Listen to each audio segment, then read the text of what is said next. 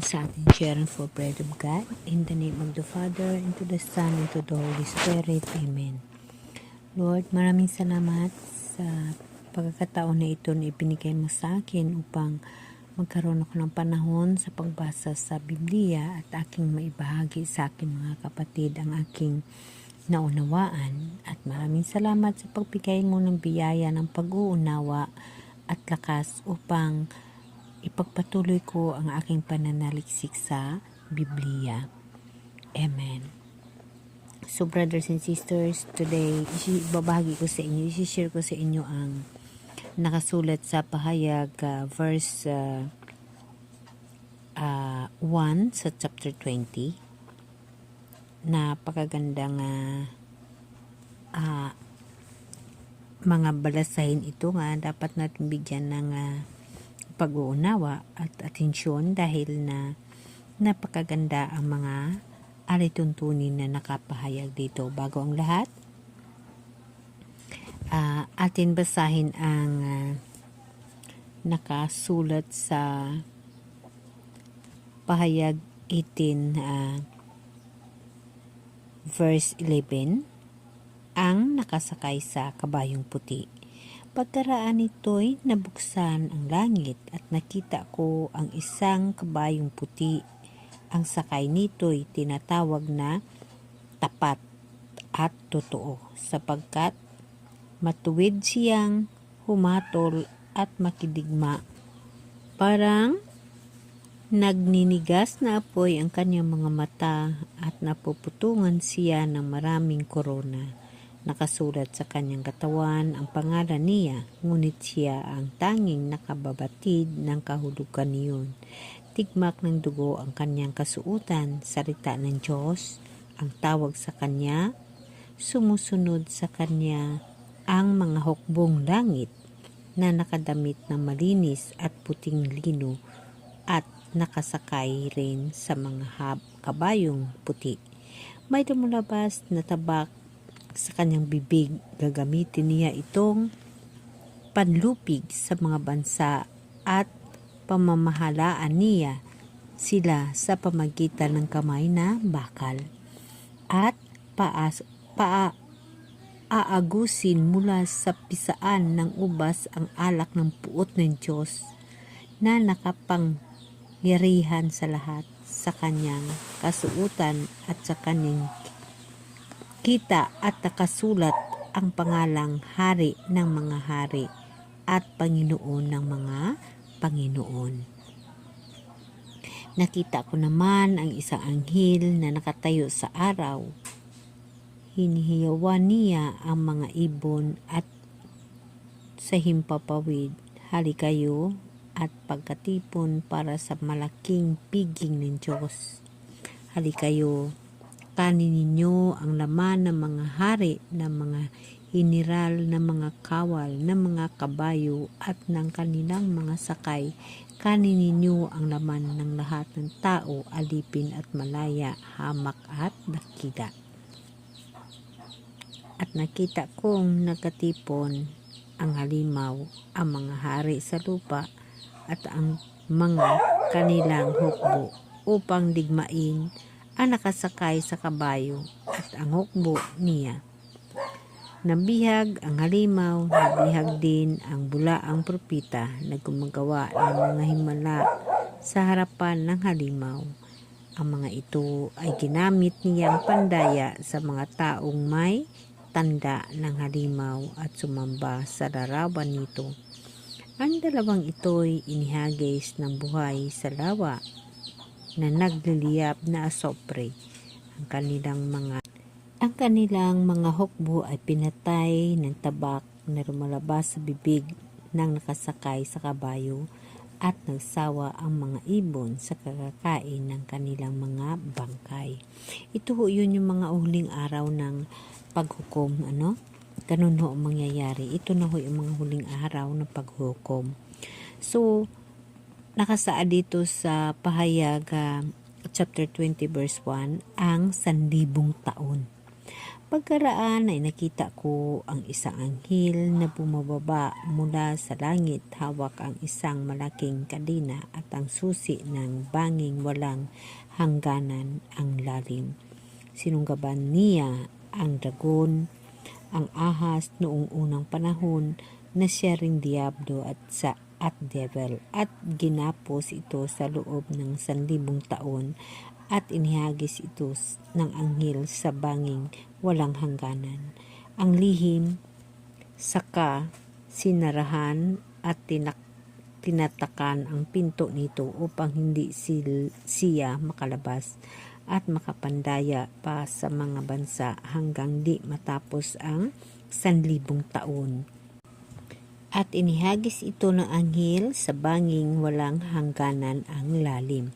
Saka sinarhan at tinatakan ang pinto upang hindi siya makalabas at makapandaya pa sa mga bansa hanggang di natatapos ang 1,000 taon. Pagkatapos nooy, palayain siya sa loob ng maikling panahon. Nakakita ako ng mga trono at mga nakaluklok doon ay binigyan ng karapatang humatol. Nakita ko rin ang kaluluwa ng mga pinugutan dahil sa pagpatutuo tungkol kay Jesus at naghahayag ng salita ng Diyos. Hindi sila sumamba sa halimaw o sa larawan nito ni tumanggap man ng tatak ng halimaw sa kanilang noo o kamay. Binuhay sila upang magharing kasama si Kristo sa loob ng 1,000 taon. Ito ang unang pagbuhay sa mga patay. Bubuhayin ang iba pang mga patay pagkaraan ng 1,000 taon. Mapalad at pinagpalang lubos ang mga nakasama sa unang pagbuhay ng mga patay. Walang kapangyarihan sa kanila ang pangalawang kamatayan. Sila'y magiging mga saserdote ng Diyos at ng Mesiyas at maghahari sila kasama niya sa loob ng 1,000 taon. Sa pagkatalo ng Devil pagkatapos ng 1,000 taon, palayain ang Devil, lalabas siya upang dayain ang mga bansa sa buong sanlibutan. Ang Gog at Magog, titipunin sila ni Devil at isasama sa pakikdigma sa dami ng buhangin sa tabing dagat ang hukbong ito. Yes, napakarami kasing makasasala dito sa mundo, kaya marami siyang maisasama, mga kapatid. Kumalat sila sa buong sanlibutan at pinaligiran ang kuta ng mga hinirang ng Diyos at ang pinakamamahal niyang lungsod, ngunit bumaba ang apoy mula sa langit at tinupok sila. Yes, walang makatalo sa kapangyarihan ng ating mahal na Diyos.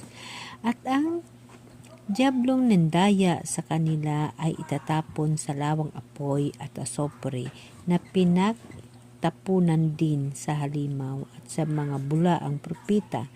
Magkasama silang pahirapan araw at gabi, magpakailanman. Ang huling paghukom, ito siya ay nasa verse 11. Pagkatapos nito'y nakita ko ang isang malaking tronong puti at ang nakaluklok doon na parang ang lupa't langit sa kanyang harapan at hindi na nakita pang muli. Yes, guys, sa huling panahon, mawala ang lupa at langit at hindi na makikita muli dahil gagawa ang Panginoon ng bagong lupa at bagong langit. Ipagpatuloy natin. At nakita kong nakatayo sa harap ng trono ang mga namatay, maging dakila at maging hamak, at binuksan ang mga aklat. Binuksan ang isa pang aklat, ang aklat ng buhay. Hinatulan ang mga patay ayon sa kanilang ginawa. Yes, brothers and sisters, talagang maghukom si Jesus sa mga buhay natin, sa patay man o sa buhay. Gaya ng nasusulat sa mga aklat, hiniluwa ng dagat ang mga patay na nasa kanya Inilabas din ng kamatayan at ng Hades ang mga patay na nalagak sa kanila. Hinatulan ng lahat ayon sa kanilang mga ginawa. Yes, brothers and sisters. Pagkatapos ay itinapon sa walang apoy ang kamatayan at ang Hades. Ang lawang apoy na ito ang pangalawang kamatayan. Brothers and sisters, wag na natin pangarapin ang pangalawang kamatayan. Kailangan ang kamatayan, iisa lamang, yun na yung pag-judge ni Jesus at makasama natin. Lagi nating tatandaan na pangarapin natin ang buhay na walang hanggan. Pagkatapos ay itinapon sa lawang apoy ang kamatayan at ang Hades. Ang lawang apoy na ito ang pangalawang kamatayan. Itinapon sa lawang apoy ang sinumang hindi nakasulat ang pangalan sa aklat na buhay. Yun, brothers and sisters, ang ating panampalataya sa mahal na Diyos. Ipagpatuloy natin dito sa chapter 21, verse 1. Ang bagong langit at ang bagong lupa. Pagkatapos nito, nakita ko ang isang bagong langit at isang bagong lupa. Wala na ang dating langit at ang lupa, wala na rin ang dagat. At nakita ko ang banal na lungsod, ang bagong Jerusalem, bumababang galing sa langit, buhat sa Diyos, gaya ng babaeng ikakasal, gayak na pagsalubong sa lalaking mapapangasawa niya. Narinig ko ang isang malakas na tinig mula sa trono. Ngayon, ang tahanan ng Diyos ay nasa piling na ng mga tao. Mananahan siyang kasama sila at sila'y magiging bayan niya.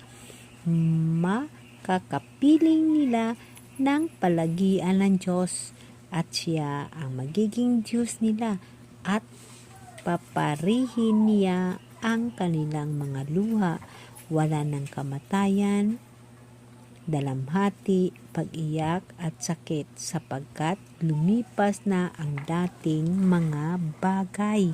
Yes, brothers and sisters, yun ho yung pag-judge ng ating mahal na Diyos sa kanyang second coming. Lilipas na ho yung ating mga kasakit. So, sisikapin natin na magkaroon tayo ng buhay na walang hanggan. Kailangan pagtagumpayan natin ang bawat unos ng ating buhay kasama ang mahal na Diyos. Pagkatapos ay sinabi ng nakaupo sa trono, ngayon, binabago ko ang lahat ng bagay at sinabi niya sa akin, isulat mo, maaasahan at totoo ang mga salitang ito. Sinabi pa rin sa akin, naganap na ako ang Alpha at ang Omega, ang pasimula at ang wakas. Ang sinumang nauuhaw ay bibigyan ng walang bayad na tubig mula sa bukal na nagbibigay buhay. Ito ang kakamtan ng magtatagumpay. At ako'y magiging Diyos niya, siya na may magiging anak ko. Subalit malagim ang sasapitin ng mga duwag, ang mga taksil, mga nagpapasasa sa kasuklam-suklam na kahalayan, mga namamatay tao, mga makiapid, mga mangkukulam, mga sumasamba sa Diyos-Diyusan at lahat ng sinungaling. Sila'y ibubulid sa lawa na nagliliyab na asopres na siyang pangalawang kamatayan. Brothers and sisters, wag ho natin pangarapin ang pangalawang kamatayan. Lagi natin tatandaan na kailangan natin magtatagumpay sa buhay kasama ang mahal na Diyos. Wag kang mag-complain, wag kang magreklamo. Sa halip, manalangin ka lagi sa mahal na Diyos. Ayon dito sa verse 9 ng chapter 21 pahayag, ang bagong Jerusalem, ang isa sa 7 anghel na may dalang 7 mangkok na puno ng 7 huling salot ay lumapit sa akin, wika niya, halika at ipakita ko sa iyo ang babaeng makakaisang dibdib ng kordero. Nilukuban ako ng espiritu at inihatid ako sa anghel sa ibabaw ng isang napakataas na bundok. Ipinakita niya sa akin ang Jerusalem, ang banal na lungsod na bumababa mula sa langit buhat sa Diyos. Yun ang magiging partner ng ating Panginoong Hesus, ang bagong Jerusalem, ang mga tao sa bagong kaharian niya. Yun ang magiging kabiyak ng ating mahal na Diyos. Siya ang ating makasama. Ang banal na lungsod na bumababa mula sa langit buhat sa Diyos, nagliliwanag ito dahil sa kaninningan ng Diyos, kumikislap na gaya ng hiyas na hasping sinlinaw ng kristal. Ang pader nito ay makapal at mataas at may 12 pinto. Bawat isa may bantay na anghel na nakasulat sa mga pinto ng pangalan ng 12 lipi ng Israel. 3 ang pinto ng bawat panig, 3 sa silangan, 3 sa timog, 3 sa hilaga, at 3 sa kanluran. Ang pader ng lungsod ay may 12 sagisang bato at nakasulat dito ang pangalan ng 12 apostol ng Kordero. Yes, brothers and sisters, ito sila yung ating mga apostolis. Ang anghel na nagsalita sa akin ay may hawak na gintong panukat upang sukatin ang lungsod, ang mga pinto at pader nito. Parisukat ang lungsod kung ano ang haba ay siya ring luwag. Sinukat na anghel ang lungsod, 2,400 kilometro ang haba at ang luwang, gayon din ang taas. Sinukat din niya ang pader, 216 na talampakan ang taas ayon sa panukat ng dala ng anghel.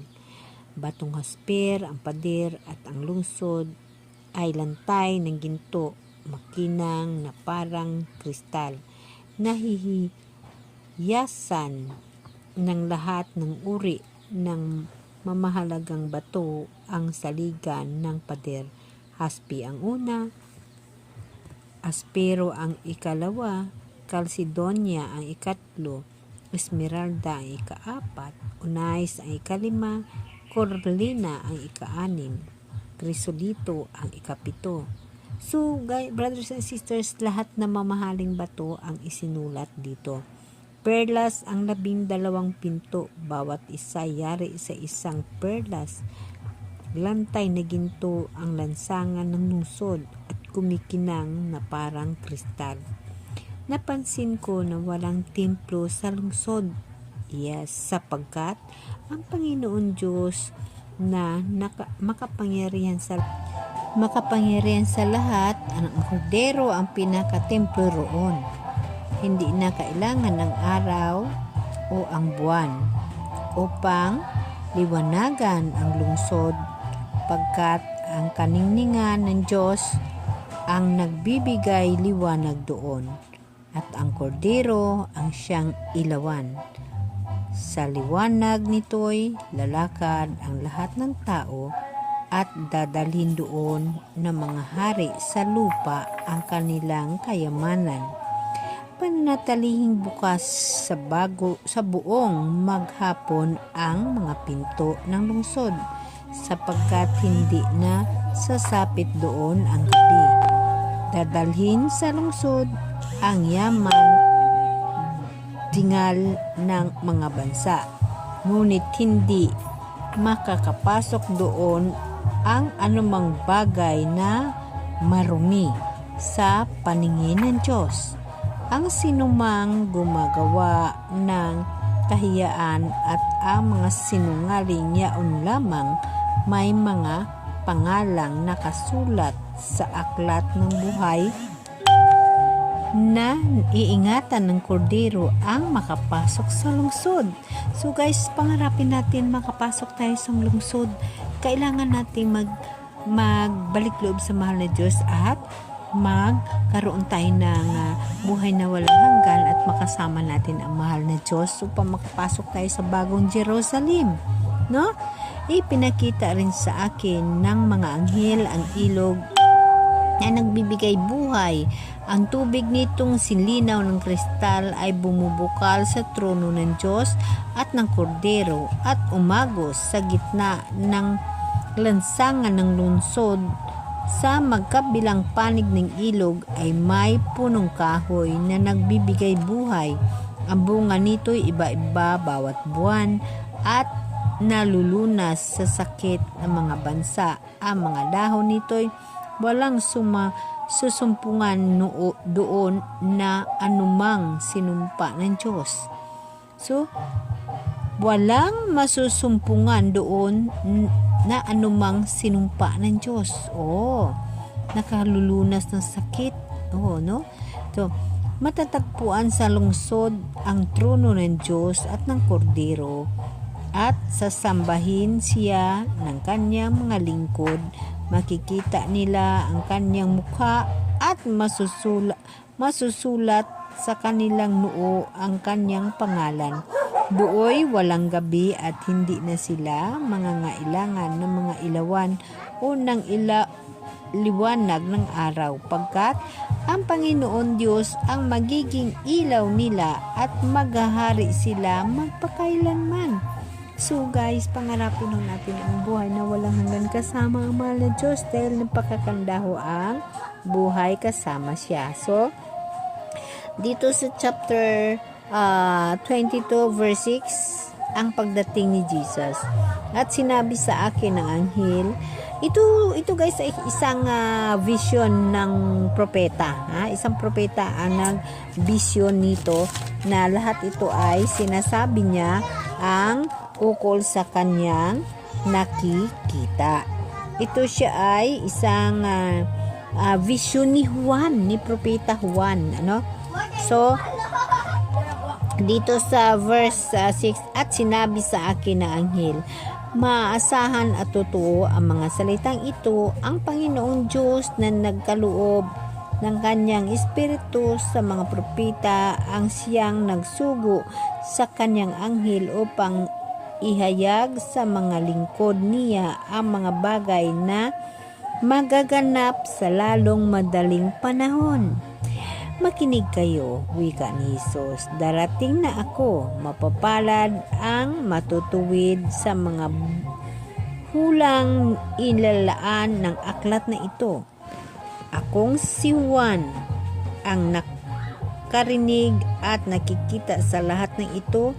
Matapos kong marinig at makita ang lahat, ako'y nagpatira pa sa paanan ng anghel na nagpakita sa akin ng mga ito upang siya ay sambahin.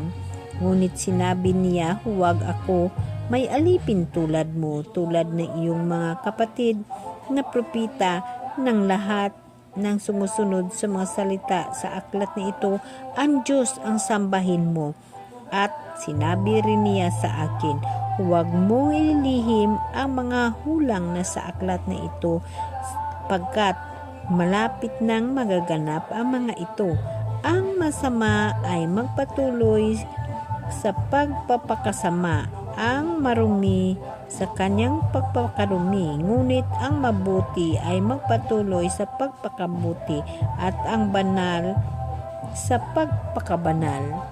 Makinig kayo, wika ni Jesus. Darating na ako, dala ko ang gantimpalang ibibigay sa bawat isa ayon sa kanyang ginawa. Ako ang Alpha at ang Omega, ang una at huli, ang simula at ang wakas. Mapalad ang nanlilinis ng kanilang kasuotan, sapagkat bibigyan sila ng karapatang pumasok sa lungsod at kumain ng bunga ng punong kahoy na nagbibigay buhay.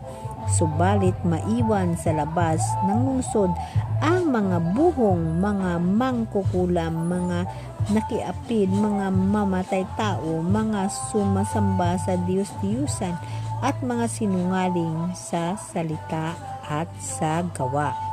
Akong si Jesus ang nagsugo sa aking anghel upang ang mga bagay na ito'y ipahayag sa inyo na nasa mga iglesia ako'y mula sa angka ni David. Ako ang naniningning na tala sa umaga, sinasabi ng Espiritu at ng babaeng ikakasal. Halika, lahat ng nakakarinig nito ay masabi rin, halika, lumapit at sinumang nauuhaw kumuha ang may ibig ng tubig na nagbibigay buhay, ito'y walang bayad. Ito ho guys yung ating pagbabago at pagbabasa ng mga kasulatan at paniniwala ayon sa mga nakasulat dito. Ang pagwawakas, akong si Juan ay nagbabala sa sinumang makarinig sa mga luhulang nasasaad sa aklat na ito at sinumang magdadagdag sa nilalaman ng aklat ni ito, idadaragdag ng Diyos sa kanyang parusa ang mga salot na nakasulat dito at mga sinumang mag-alis ng anuman na mga hulang kasaad dito ay aalisin naman ng Diyos ng karapatan sa bunga ng punong kahoy na nagbibigay buhay at sa banal na lungsod na binabanggit dito. Sinabi ng nagpapatuo sa lahat na ito, tiyak na nga darating na ako. Amen? Sana'y dumating ka na, Panginoong Hesus. Naway kamta ng lahat ang pagpapala ng Panginoong Hesus. Maraming salamat, Lord. Salamat sa panahon na pagbigay mo sa akin at nabasa ko ito at bigyan mo pa ako ng lakas upang manatili akong magbasa at maunawaan ang mga nakalaan sa mga talatang aking binabasa. Lord, maraming salamat. Brothers and sisters, lagi nating tatandaan na magbasa tayo ng Bible upang malaman natin at makahanda tayo sa pasalubong sa mahal na Diyos. At alamin natin kung ano dapat natin gagawin upang magkaroon tayo ng buhay na walang hanggan. Brothers and sisters, mas mahalaga ang buhay na walang hanggan kasama ang mahal na Diyos. Tatandaan natin, ang mahal na Diyos ay siya lamang ang ating tagapagligtas dahil siya ang gumawa ng lupa at langit. At siya yung ating tagapagligtas dito sa mundo. Lahat to tayo makasasala. Lahat to tayo mayroong mga pagkakamali. Ngunit, hindi ho yun alintana sa mahal na Diyos. Ang importante ho kay Jesus ay magbago ho tayo at mananalig ho tayo sa Kanya. Bumalik loob tayo sa Kanya at magtiwala tayo ng buong buo. Brothers and sisters, dapat natin laging tatandaan na napakahirap ang buhay sa mundo. Ngunit, pagkasama mo ang mahal na Diyos, lahat ho yan ay masaayos. Dahil ipinagkatiwala mo kay Jesus ang lahat ho yan. Hindi ka pababayaan ng mahal na Diyos. Lagi nating tatandaan na ang buhay sa mundo ay hiram lamang. Ang buhay ho natin dito ay umagi lamang. Hindi ito mananatili. Ang mananatili ho ay yung buhay na walang hanggan. Kaya kailangan natin pagtatagumpayan ang mga bagay-bagay na gusto ng mahal na Diyos na ating pagtagumpayan. Ano ho yun? Yung mga trials, yung mga kapait, yung mga kasakit dito sa mundo na ito. Pag pagtagumpayan natin kasama natin ang mahal na Diyos, sigurado ho, lagpasan natin ang lahat na yun at magtagumpay tayo at makasama natin ang mahal na Diyos sa buhay na walang hanggan. Alam niyo ba, brothers and sisters, na ang mga bagay na ating kailangan ay pagbalik loob sa mahal na Diyos, pagtitiwala sa Kanya, isuko natin ang lahat-lahat sa mahal na Diyos at aasa ho tayo sa Kanya upang magkaroon ho tayo ng daan patungo sa buhay na walang hanggan at makasama natin ang mahal na Diyos sa buhay na walang hanggan na Kanyang inihanda sa atin, ang bagong Jerusalem, ang bagong lupa at langit. Napakaganda. Brothers and sisters, lahat tayo pangarapin natin na magkaroon tayo ng buhay ng walang hanggan upang makasama tayo sa aklat na buhay ng mahal na Diyos sa bagong Jerusalem, sa bagong lupa at langit. Amen? Amen.